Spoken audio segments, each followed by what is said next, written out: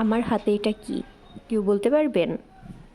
লাউয়ের ডগা, তারপরে হচ্ছে কুমড়ার ডগা তো অনেক খেয়েছেন। আজ আমি খাওয়াতে আসলাম পটলের ডগা। আমার হাতে এগুলো হচ্ছে পটলের কচি ডগা। শুধু পটলের ডগা না, আমি এর সাথে আলু এবং বেগুন দিয়ে রান্না করব। সচরাচর সবাই আলু দিয়ে রান্না করে, তো আমি বেগুনটা অ্যাড করছি। আমি রান্না শুরু করার আগে আমার ছেলেই রান্না শুরু করে দিয়েছে। রান্নাটা খুবই সাধারণ। আলু, বেগুন, পটলের ডগা প্রথমে কেটে ধুয়ে নিয়েছি। কড়াইয়ে তেল দিয়ে তাতে কিছু জিরা ফোড়ন দিয়ে এগুলা ভালো করে দিয়ে ভেজে নেব।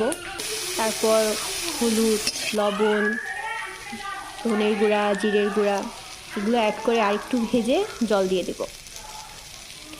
এই রান্নাটা অনেক ছোটোবেলায় খেয়েছি দিদিমার হাতে। আমার দিদিমা খুব ভালো রান্না করতো এটা, তারপরে আর খাওয়া হয়নি। তো আজ আমি আমার নিজের মতো করে চেষ্টা করছি। দিদিমার রেসিপি কেমন ছিল সেটা এতদিনে হয়তো অনেকটা ভুলেই গেছি, তো আমি আমার মতো করেই আজকে করলাম। এই সবজিটা বাইরে কোনো দোকানে কিনতে পাওয়া যায় না। যাদের পটলের গাছ আছে বা যারা পটল চাষ করে তারাই শুধু এই সবজিটা খেয়ে থাকে। এবার গ্রামে গিয়ে মাঠে গিয়ে দেখি আমার শ্বশুর গাছ থেকে লতা ছিঁড়ে ছিঁড়ে ফেলে দিচ্ছে। তো বেশি হলে অনেক সময় লতা ছিঁড়ে ফেলে দেয়।